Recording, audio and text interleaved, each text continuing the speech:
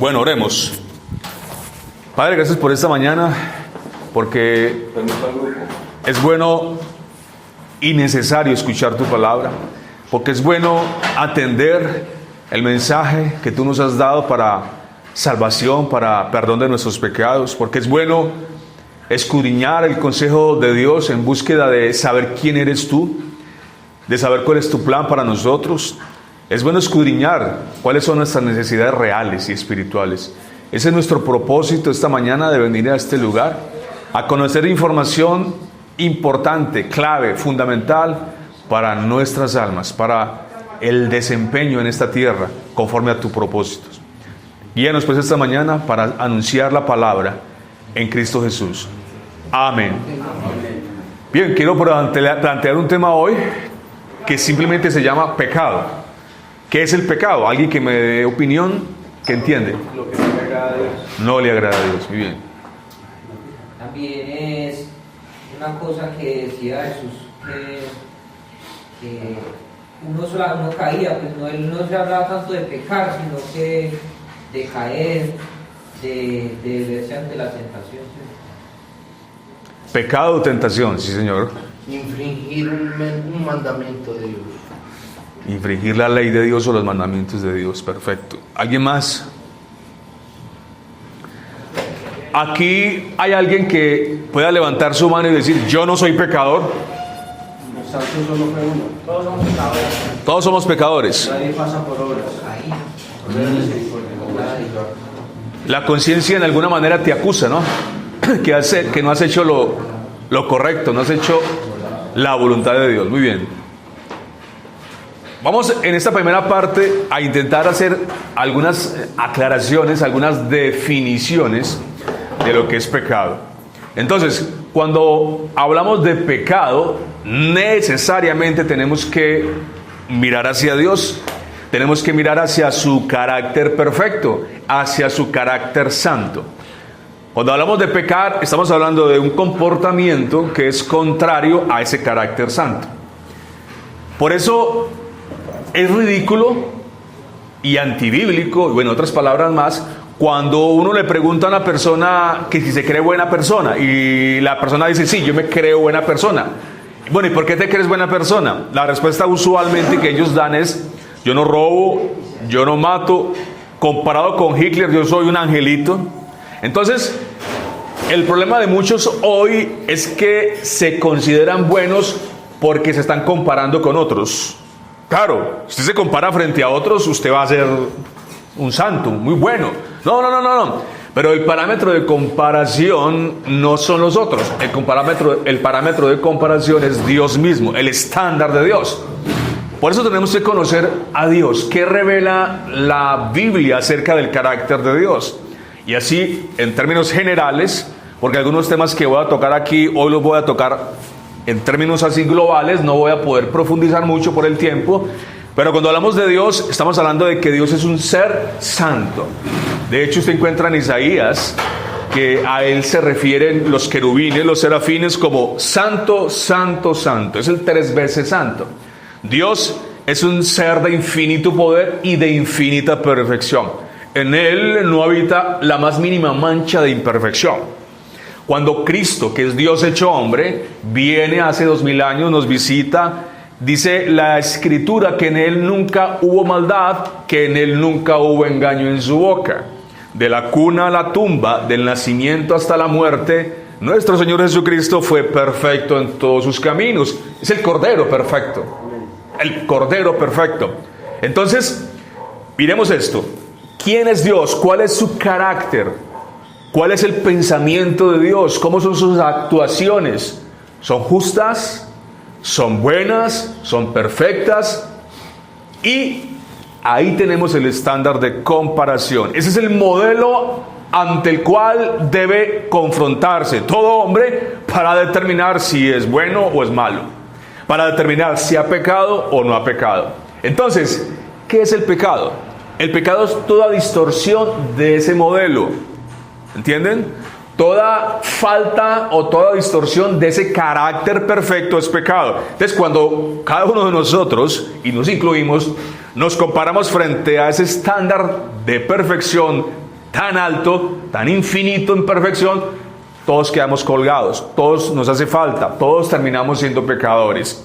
Bien, ese es el primer parámetro por el cual con certeza podemos decir, como dice la Biblia, somos pecadores.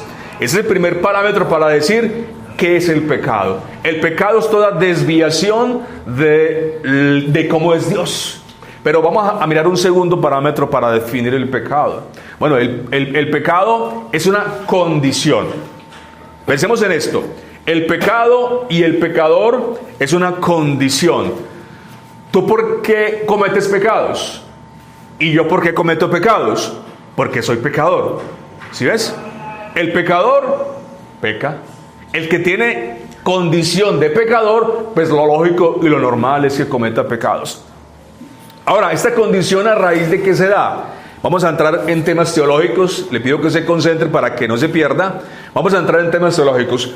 ¿Por qué esta condición? Bueno, miremos el origen, el principio. Ustedes, todos nosotros, venimos de una fuente primaria. Son dos personas, se llaman porque existen aún en su estado eterno, Adán y Eva.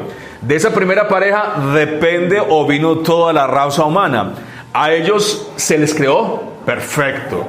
Ellos tenían comunión con Dios, ellos no pecaban, ellos podían hacer las cosas conforme a ese estándar que les he hablado, estándar de perfección moral. Sin embargo, ellos cayeron, ellos pecaron. En un momento dado ellos desobedecen y cuando ellos hacen eso, entra el pecado. Entra el pecado a la raza humana. Y de ahí en adelante, como Adán era cabeza representativa de toda la raza humana, era cabeza federal, entonces dice Romanos capítulo 5, como el primer hombre peca, falla, automáticamente todos los demás fuimos constituidos pecadores. ¿Sí? Nacimos en el pecado. Entonces, esto de la cabeza representativa es muy fácil de explicar. Si el presidente de la República de Colombia le declara la guerra a un país cualquiera, vamos a decir Venezuela, ¿qué pasa con nosotros que somos colombianos? Automáticamente quedamos en guerra con Venezuela, ¿cierto? Y si alguno de ustedes los llama la nación para combatir o para prestar alguna asistencia, bueno, estamos en guerra con Venezuela. No solamente es el presidente, somos todos los colombianos porque él nos representa, ¿verdad? Entonces, teniendo en cuenta ese mismo principio, entonces Adán, cabeza representativa federal de toda la humanidad, él debía cumplir la ley, él no lo hizo, y al no hacerlo, entonces toda la humanidad se vio afectada. Entonces, dice Romanos 5 que somos pecadores porque el primer hombre pecó. Somos pecadores por imputación. En teología se llama imputación. ¿Qué es imputación? Bueno, cuando usted le pasa algo al otro, le traspasa algo al otro, le imputo mi responsabilidad en el juicio, queda imputado. Eso es un término judicial. Entonces, el primer hombre, nos imputó a todos nosotros que venimos de ese primer hombre esa condición, la condición caída. Entonces, nosotros somos pecadores y como consecuencia de que somos pecadores por naturaleza, por condición, entonces por eso es que pecamos. Dice la escritura en uno de los salmos, dice, en maldad me concibió mi madre. Esa condición de pecado y caída viene desde ese momento del nacimiento. Un niño es pecador, no por práctica consciente pecaminosa, porque un niñito de un añito, por ejemplo, de 6 mesecitos, pues él no está en condiciones aún de desarrollar hábitos pecaminosos. Él todavía no es envidioso, bueno, una cantidad de aspectos que evidencian el pecado. Pero un bebecito tiene la condición caída que recibe de su padre y de su madre, de pecadores. Entonces, un niño es pecador por imputación.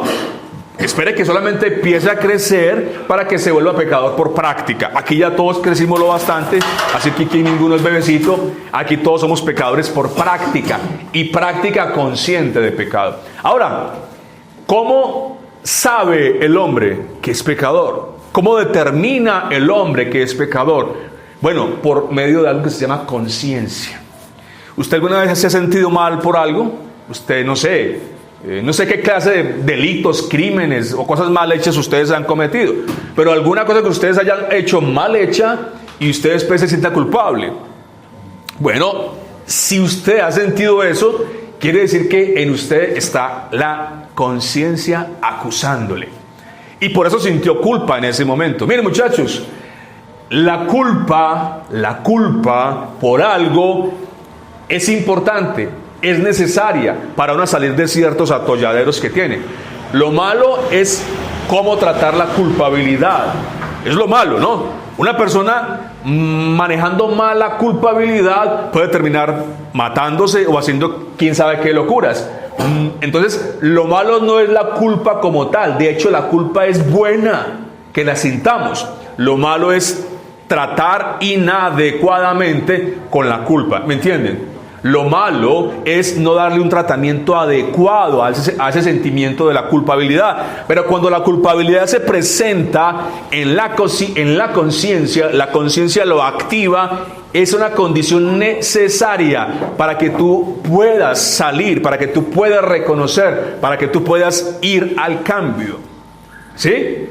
Aquí alguno se siente culpable por su problema de drogadicción. No, sí, claro. ¿Quién dice que no? Tú no te sientes culpable por tu problema de drogadicción. Danos alguna explicación que lo sustente. Hay carga genética, hay del entorno, un montón de factores. Entonces tú no eres responsable por tu problema de drogadicción. De mi exacto, pues de mantenerme sobrio y tal, pero no soy responsable de haber adquirido la enfermedad. Usted no es responsable de haber adquirido la enfermedad. ¿A ti alguien te obligó a consumir la droga?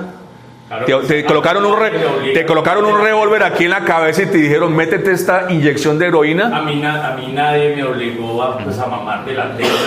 No estamos hablando de lo mismo, porque la teta, perdóname la expresión, es algo de instinto. El bebé toma el alimento de la leche materna porque el instinto de supervivencia lo lleva a hacerlo. Exacto, pero estamos hablando de otra cosa. Estamos hablando de una acción que tú tomaste libremente por el cual iniciaste este camino en las drogas. Culpable no me siento. Listo. Entonces, es un sentir tuyo personal respetable, sin embargo, no es un principio que pueda ser demostrado. Entonces, sigo hablando. La conciencia acusa. La conciencia acusa. Y cuando la conciencia acusa es porque Dios imprimió su ley en ese lugar llamado conciencia. Observen ustedes el comportamiento de un niño. Bueno, muy pequeño. Él hace una travesura. Y cuando él hace la travesura, él va y se esconde. Bueno, la pregunta es, ¿quién le enseñó al niño que eso estaba mal hecho? Porque obviamente su actitud de esconderse, de escabullirse, eso lo hace a él que sentirse mal y quiere evadir su responsabilidad. Bueno, esa información está en su conciencia y eso viene allí incrustado por ser creación de Dios. Ser creados a imagen y semejanza de Dios implica que Dios puso en el ser humano eso que se llama conciencia. ¿Y qué es conciencia? Conciencia es un tribunal moral, es como un policía dentro de nuestro ser interior que nos dice, esto está mal, por aquí no es. Si tú matas a otra persona, tu conciencia te va a decir, eso está mal. Vale, les doy esta historia, es real, es verídica. Un pastor, una persona fue donde el pastor para una consejería. La persona, un sicario.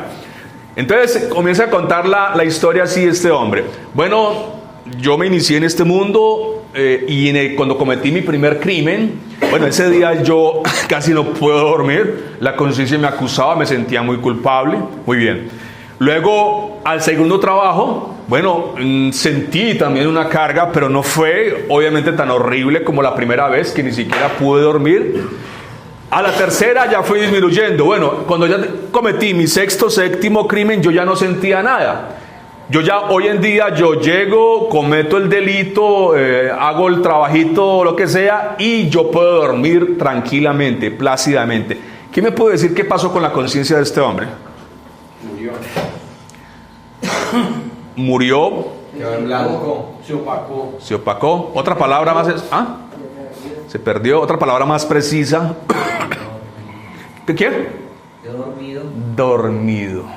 conciencia dormida, se adormeció la conciencia, se aletargó la conciencia. ¿Sí ves? ¿Sí ves cuál es el problema frente al pecado? Si la conciencia es lo que nos despierta para mostrarnos la realidad de que eso que estamos haciendo está mal delante de Dios, cuando la conciencia se duerme, entonces ya no siente eso. Mira lo que dice la Escritura, que a lo malo llaman bueno y a lo bueno llaman malo. Hágame el favor. No hay palabra más cierta. Hágame el favor, lo dice la Escritura. Trastocaron todo. ¿Sí me entiende? Entonces, lastimosamente, hoy hay muchos que adormecen conciencias. Hay muchos que hoy tocan la flauta. Había un personaje mitológico, una historieta, el de la flauta, Flaming. Flaming, el que tocaba los ratones. Ese señor que tocaba la flauta, y entonces los ratones sí, iban detrás de él, así como hipnotizados, como adormecidos, ¿cierto? Bueno, parece que hoy hay muchos como ese personaje que tocan una flauta humanista, una flauta donde la persona no es capaz de reaccionar ni de darse cuenta que va por sendero de muerte, que va por sendero de oscuridad. Pero la palabra de Dios nos invita a que hagamos tocar la trompeta de Dios, a que apuntemos la espada de Dios, que es la palabra predicada, que son las santas escrituras. Y esa santa palabra nos dice: tú y yo somos pecadores y Dios va a juzgar a vivos y a muertos por cada uno de nuestros actos. Al final habrá un juicio y Dios juzgará al mundo con justicia. En Apocalipsis ustedes pueden encontrar que dice que al final todos compareceremos ante el tribunal de Dios y serán abiertos los libros, y allí estarán registrados cada uno de sus actos contra la ley de Dios, y serás juzgado por cada uno de esos actos. ¿Y qué crees tú que merecerás frente a un Dios que es perfecto, un juez justo y perfecto, frente a tus actos de maldad? ¿Qué crees que merecerás? Entonces, el problema del pecado no solamente es lo que el pecado ocasiona aquí, que es todo lo que ustedes ven por televisión cada vez que prenden el noticiero. El señor violó a la niñita allá, no sé qué, los ladrones, la cantidad de pecado y de delitos que hoy se pueden ver. El problema no solamente son las afectaciones a este nivel temporal. El mayor problema, muchachos, del pecado es lo que ocasiona al final en la eternidad, en esa vida que no termina. Tu vida aquí es temporal, amigo. Este cuerpo que tienes tú, este cuerpo está destinado, según la Escritura, a volver al polvo de la tierra. Todos moriremos alguna vez, pero la vida no va a terminar ahí. La muerte solamente va a ser el inicio de un viaje. La muerte física en esta tierra solamente va a ser la puerta de entrada a una eternidad. Tu alma es inmortal. ¿Tú sabías eso? Que tienes un alma dentro de ti que es inmortal, que no muere, y que esa alma es responsable delante de Dios por causa de lo que hoy está haciendo. Contrario a esa voluntad de Dios, contrario a esa verdad de Dios. Así que el pecado es un gran problema. Pero yo quiero darte hoy una buena noticia, y es: Dios hizo lo suficiente. Dios, mediante su obra, hizo lo necesario para resolver el problema del pecado. El problema del pecado no lo puede resolver el hombre. Necesitamos ver y escudriñar la santa palabra de Dios para saber qué hizo Dios para resolver el problema del pecado en nosotros y la consecuencia de ese pecado frente a un Dios justo que nos juzgará al día preciso. Muchachos, ustedes saben por qué a Jesús se le llamó Jesús. ¿Qué quiere decir esa palabra, Jesús? ¿Alguien sabe? Y le llamarás su nombre Jesús. ¿Por qué? Porque Él salvará a su pueblo de sus pecados. Salvador de pecados. Cristo nos salva de nuestros pecados. Quiero que pienses en eso. Cristo no solamente nos salva de las consecuencias del pecado, que es destrucción eterna, que es juicio eterno, que es condenación eterna por la eternidad. También nos salva de las consecuencias del pecado y de la presencia del pecado y de la culpa del pecado y del poder del pecado. ¿Sí entiendes? Tenés un problema, amigo. Tenés culpa de pecado que recibiste por generación, por ser creación, por venir de una madre y un padre pecador. Pero tenés también un problema: el pecado te domina. Ese es el poder del pecado. Tú estás bajo el poder del pecado. Aunque tú te sientas libre, aunque tú tomes tus decisiones libremente, aunque tú te drogues y nadie te obligue, aunque tú robes y hagas toda clase de cosas libremente y tú digas, no, yo soy libre, yo no soy esclavo de nada ni de nadie. Bueno, estás equivocado. Tú eres esclavo. Porque tu pecado te controla, tu pecado te domina, el poder del pecado. ¿Sí? ¿Y qué hace Cristo? Cristo nos viene a libertar de ese poder. ¿Qué dice el Señor? Que el que crea en el Evangelio, que el que crea en las buenas nuevas de un Jesús, de un Rey de Reyes y Señor de Señores, será libertado del poder del pecado. Y conoceréis la verdad, y la verdad os hará libres. Bueno, pero ¿por qué? ¿Cómo así, Señor? ¿Por qué libres? ¿Acaso tenemos algún problema de esclavitud? Bueno, es que dice os hará libres, porque es precisamente el problema del hombre es que no es libre. El problema del hombre es que no es libre, aunque pueda ir de esquina a esquina, aunque pueda ponerse la ropa que quiera, aunque pueda hacer lo que, como se dice literalmente, hacer lo que se le dé la bendita gana. El hombre sin Cristo no es libre, porque solo puede obedecer lo que su pecado, su corazón caído le ordena hacer. Entonces, la solución, porque estoy en el tema de la solución, nuestro bendito y glorioso Señor Jesucristo nos liberta de ese poder del pecado. Cuando tú miras a Jesús con fe, cuando tú crees en lo que Él hizo para salvar y justificar a pecadores, entonces la palabra de Dios promete liberación del pecado.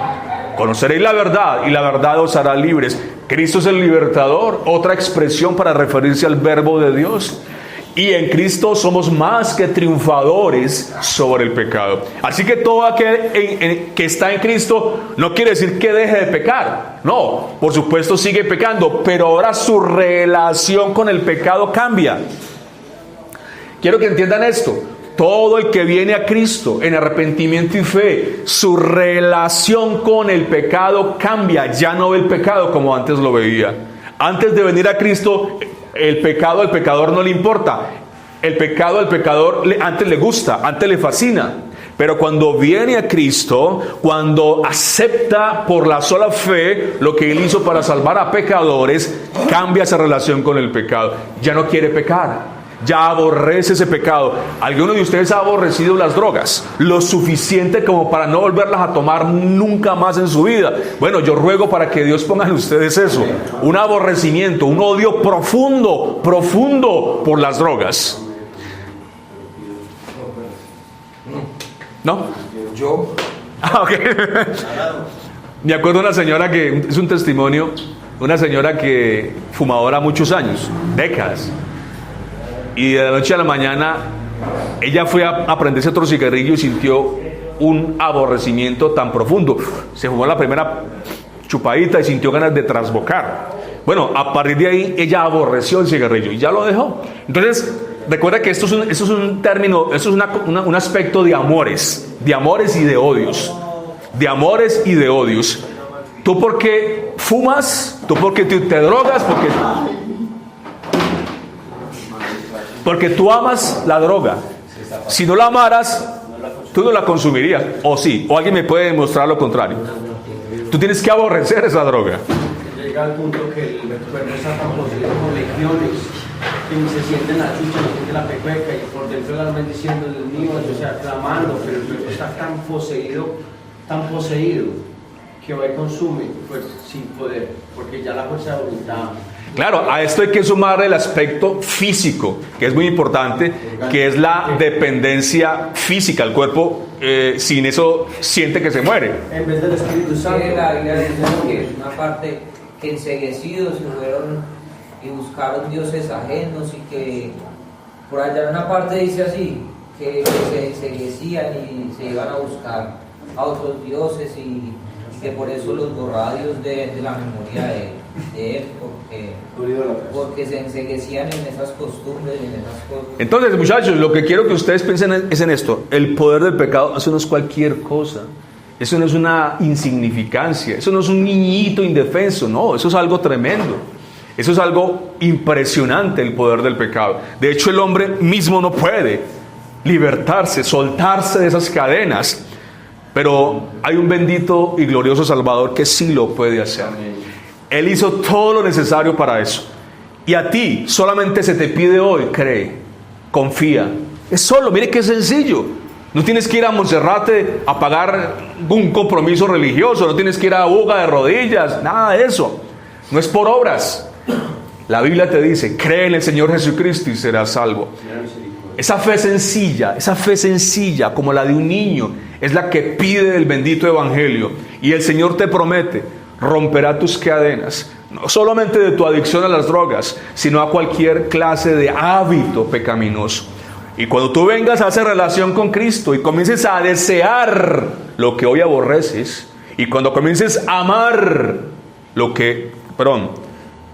desear lo que hoy aborreces y comiences a aborrecer lo que hoy deseas, porque es al contrario, entonces cuando inviertas eso, lo que odias hoy, que es la presencia de Dios, que es la palabra de Dios, que es la comunión con el Señor, tú aborreces eso porque si no estarías haciendo eso, por lo tanto lo aborreces. Cuando vengas a Cristo eso va a cambiar. Vas a desear estar con el Señor. Vas a desear ver su palabra, consultar, meditar en su santa verdad. Vas a desear congregarte en una comunidad. Vas a desear servirle al Señor. Vas a desear comunicarle este mensaje a otros que están como tú hoy.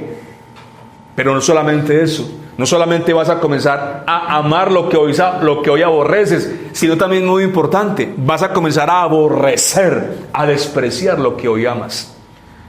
Esa vida que lleva sin sentido, esa vida que va camino al Seol, que va camino a la perdición, esa vida que donde quiera que va causa sufrimiento alrededor. Ahí están tus padres, ahí están tus esposas, tus hijos, sintiendo la carga pesada de tu yugo. Así que también vas a comenzar a aborrecer ese estilo de vida y a amar la vida que a Dios le agrada. Ahora, amigos, esto entendemos que es una imposibilidad para el hombre, pero para el que cree todo le es posible. Y la Biblia dice muy claramente que aquel en el que hay fe verdadera, en el que hay suficiente fe para creer en lo que Jesús hizo, el Espíritu Santo obra en él para que sea libertado. Libertad es lo que tú necesitas y lo que yo necesito y todos necesitamos. Libertad porque nacimos bajo un yugo de esclavitud, aunque tú te sientas libre. Así que, retomando el tema del principio, el pecado. Bueno, el pecado es una condición que se evidencia mediante realidades, que se manifiesta mediante comportamientos concretos, actos contra la voluntad de Dios, actos contra la ley de Dios, actos contra el carácter de Dios. Esa conciencia nos acusa, esa conciencia nos señala nuestra culpabilidad. Y esa culpabilidad es necesaria para venir delante del Señor a buscar misericordia. Pero en aquellos donde esa conciencia ha sido adormecida, no sienten esa culpabilidad. Y como no sienten esa culpabilidad, entonces su vida va como si nada y van como el flautista siguiendo al flautista, a donde el flautista los quiera llevar. Y ese flautista se llama Satanás o diablo. Y Satanás, el Dios de este siglo, lleva al hombre a la perdición, mientras el hombre cree que va bien. Entonces, la conciencia debe ser despertada, amigos. Y mi propósito de venir a predicarles hoy la palabra de Dios es justamente eso. Pero tu responsabilidad es seguir ese trabajo. Tú tienes que despertar tu conciencia.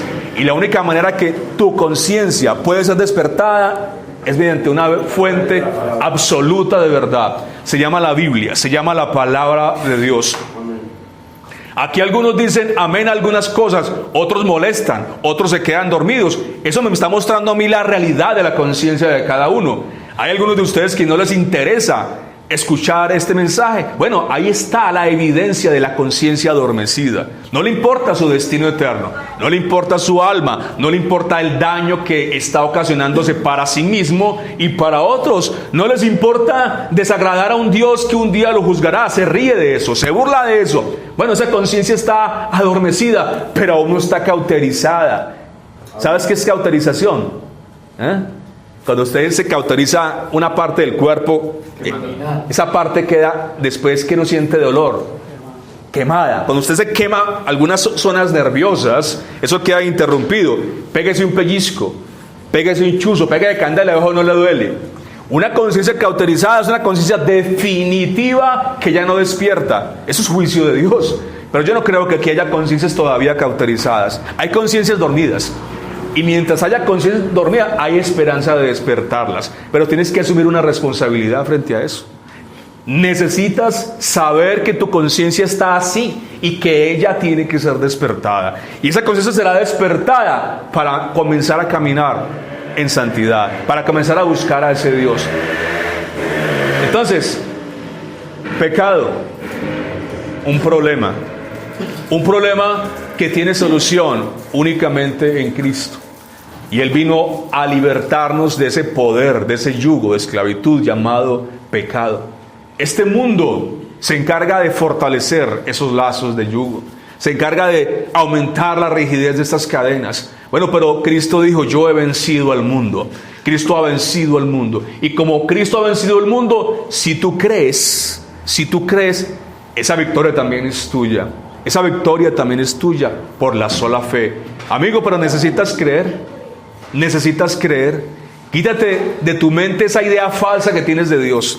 Quítate de tu mente esa idea no bíblica que tienes de Dios. Comienzas a conocer a Dios en el único lugar donde Él se revela. Muchos dicen: yo creo en Dios. Pero a ver, cuéntame, háblame de Dios. ¿Quién es Dios? Y lo que dicen da como para uno, como condorito. ¡Plof!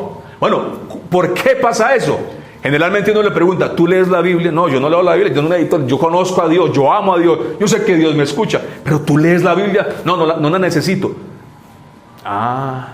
Eso ya me da a mí un indicativo muy interesante, muy importante. Sin la palabra nadie puede conocer a Dios. Nadie. Porque ese Dios se quiso revelar mediante esta verdad. No hay más, amigos. Dios quiso darse a entender. Dios quiso mostrarnos sus planes, revelarse Él mismo mediante este libro. Así que si tú vas a estudiar el Corán de los musulmanes, no te va a servir. Si vas a estudiar el libro del Mormón, no te va a servir. Eso te va a aumentar tu engaño. Necesitamos despertar, y para poder despertar necesitamos la verdad en nuestra conciencia, porque en este momento la conciencia está vacía de verdad, y si está vacía de verdad tiene que ser llenada de verdad para poder que la conciencia vuelva a trabajar, a hacer su trabajo. Recuerden, conciencia es un tribunal moral, es como un policía allí, que cuando usted se pasa la señal de tránsito te avisa: te pasaste en rojo, ¿sí? Eso es la verdad de Dios, la verdad que usted puede conocer, la tienes al alcance de la mano. Aquí la tiene en sus manos, amigo. La tienes a un clic de una computadora. Es la palabra poderosa de Dios. La palabra que es como espada, que atraviesa los corazones. La palabra fiel y confiable, poderosa, que no solamente nos da direcciones de cuáles son nuestros problemas reales, sino que nos ayudan a conocer a Dios. ¿Sí entiendes? Entonces, ¿qué necesitas tú? Necesitas despertar tu conciencia por medio de un único medio, que es la verdad absoluta, una verdad proposicional. Y cuando digo proposicional, es que es entendible, que es razonada, que tú la puedes captar, tú la puedes entender, que no es lenguaje extraterrestre. No. Son verdades proposicionales. De tal manera amó Dios al mundo que entregó a su Hijo unigénito para que todo aquel que en él crea no se pierda, mas tenga vida eterna. ¿No entiendes eso? Eso es fácil de entender.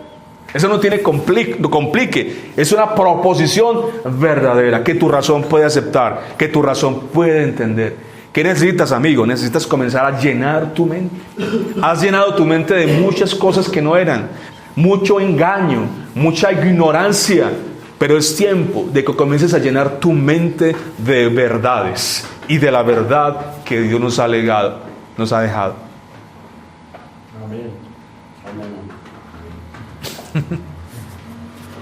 Muchachos, para reflexionar, ¿cómo se pueden ver ustedes ahorita frente a esta verdad, frente al pecado?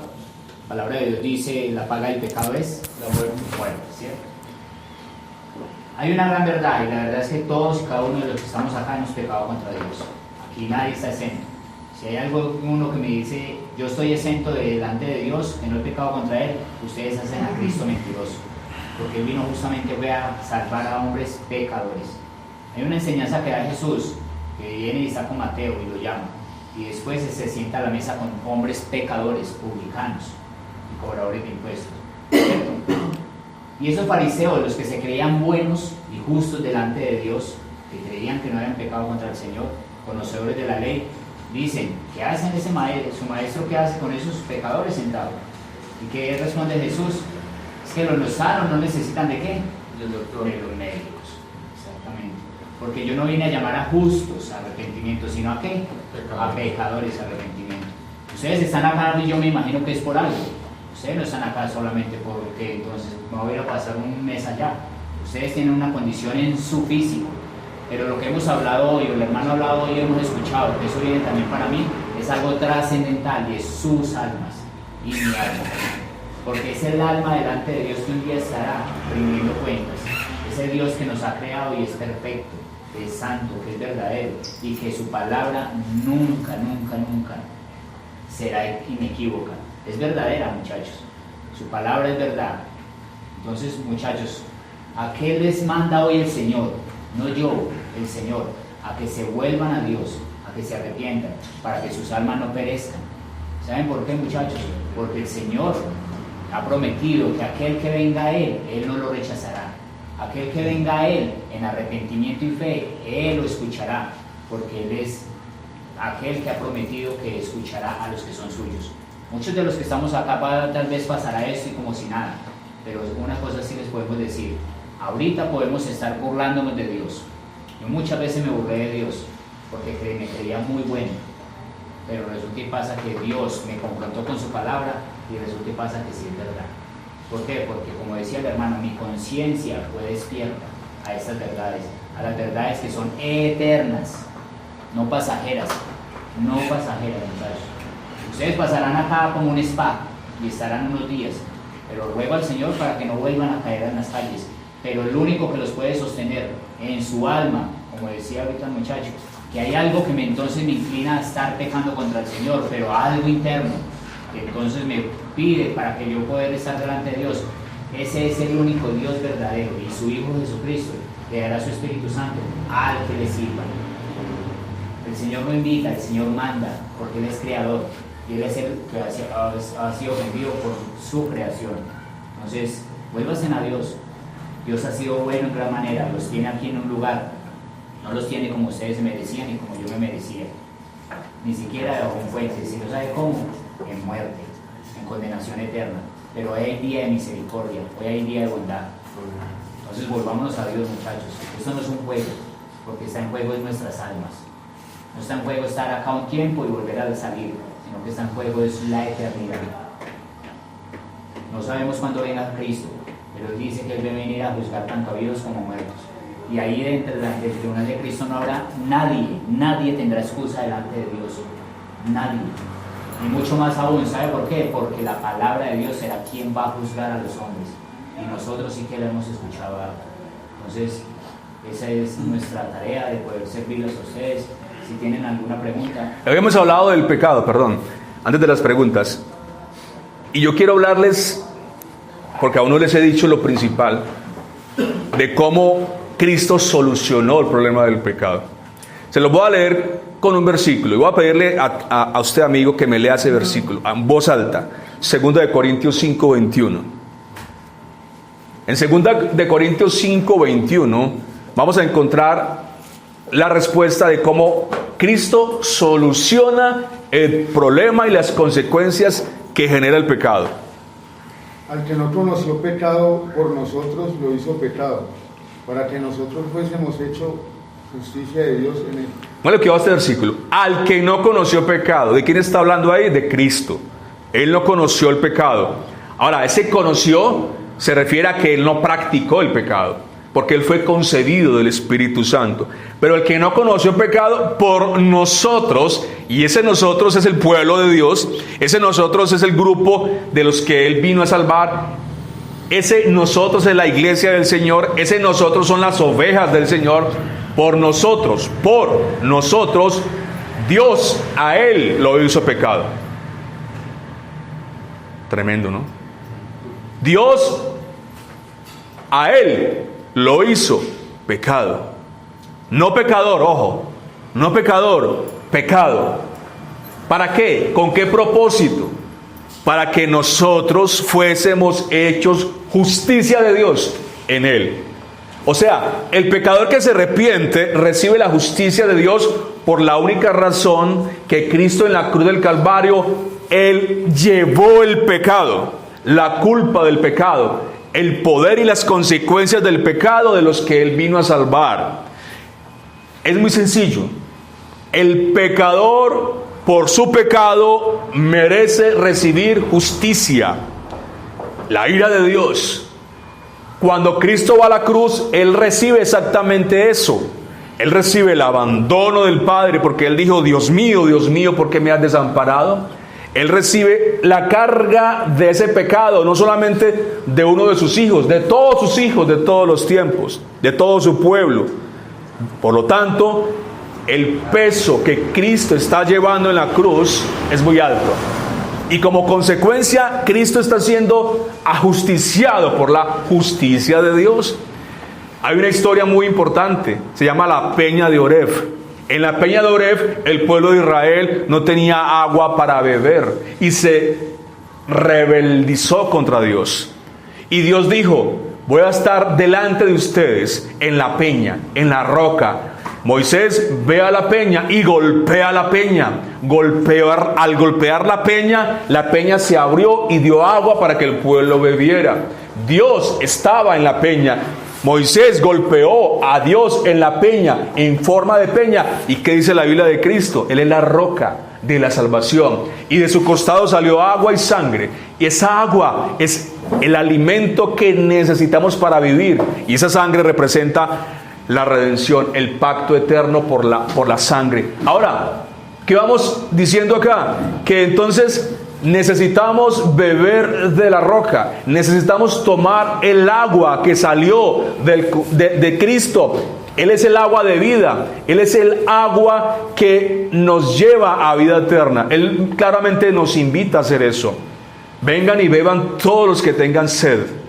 Vengan y beban de la fuente inagotable de agua de vida eterna. Entonces, este versículo: al que no conoció pecado, por nosotros Dios lo hizo pecado, para que nosotros fuésemos recibidos a misericordia, para que fuésemos hechos justicia de Dios en él, está significando que el perfecto de los perfectos, el Cordero sin mancha, él asumió el pecado.